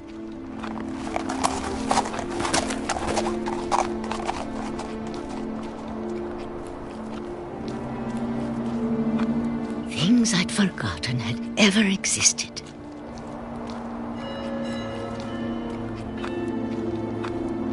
When I saw them, they felt like old friends. That night, a lot of things came back to me. Or maybe I came back to them.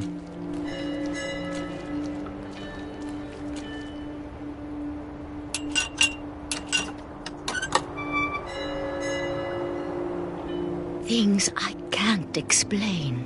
But that I need you to try and... Edith, what are you doing in here? It's mine. Edith! Mom, you're gonna rip it! Let go! I kicked and screamed, but Mom dragged me to the car.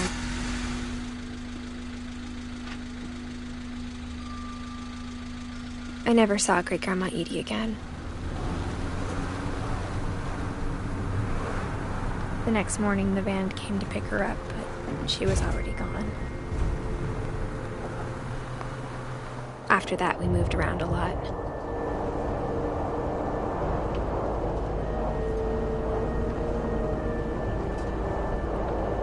We both tried to make the best of it.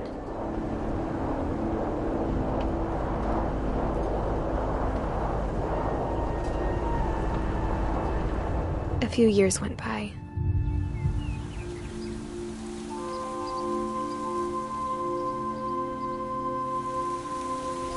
My mom didn't like to talk about it. But she started getting sick a lot.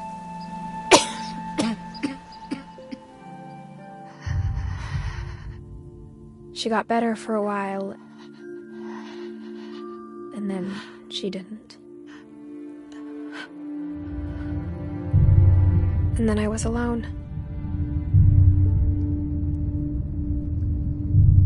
The last Finch left alive.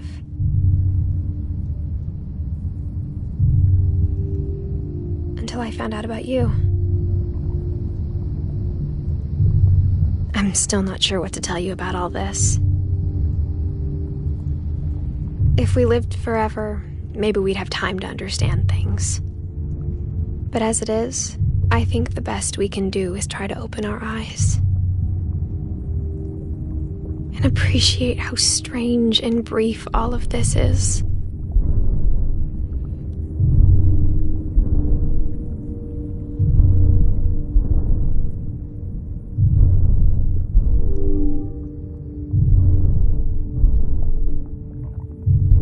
This journal was supposed to be for you. But now I hope you'll never see it. I just want to meet you and tell you all these stories myself. But I guess if you're reading this now, things didn't work out that way.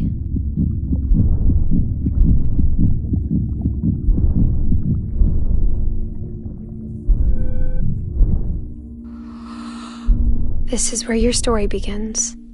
I'm sorry I won't be there to see it. It's a lot to ask, but I don't want you to be sad that I'm gone. I want you to be amazed that any of us ever had a chance to be here at all. Good luck.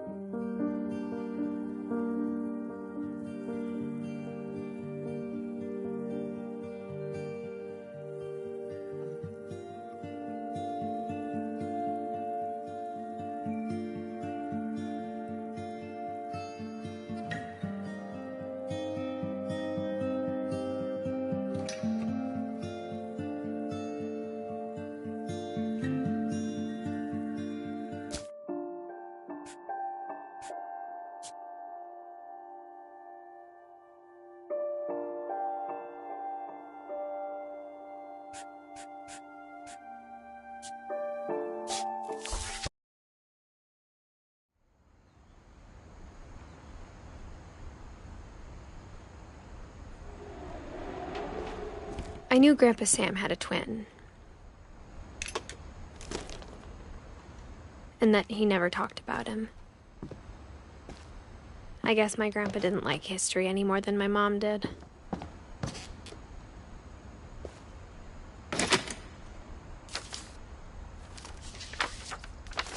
How I Want to Remember My Brother by Sam Finch. The thing I remember is that when he made up his mind, that was it. My brother said he'd die before he ate another mushroom, and he did.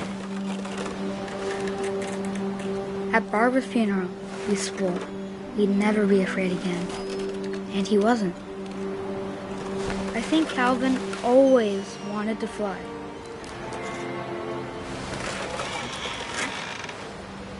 Sam! Calvin! Dinner's ready! Coming! But that day, he finally made up his mind to do it. I told him going around was impossible. Maybe if I hadn't said that,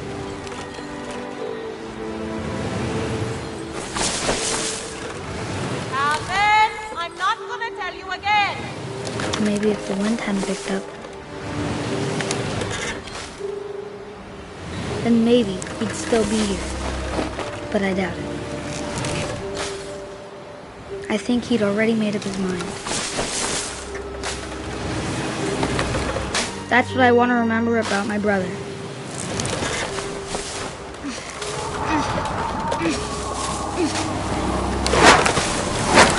The day he made up his mind to fly. And he did.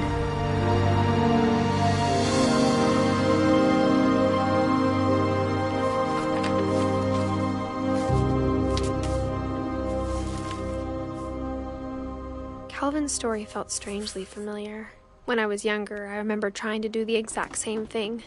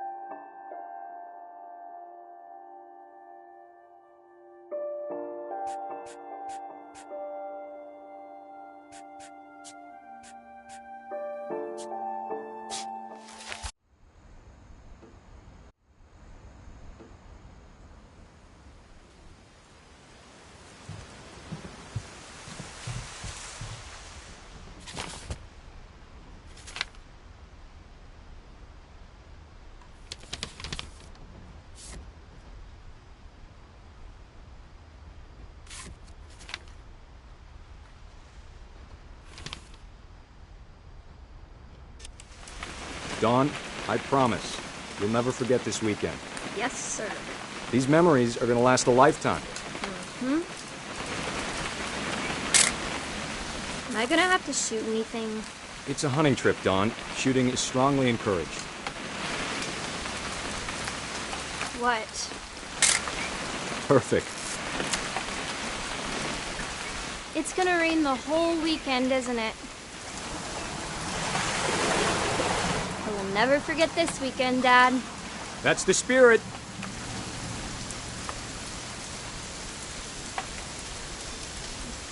Smile, Dawn.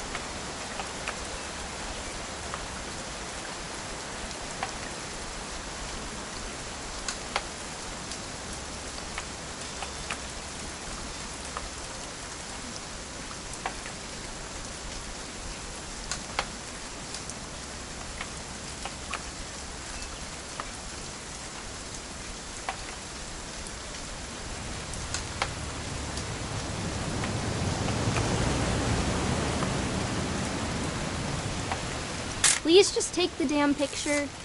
Hey, language.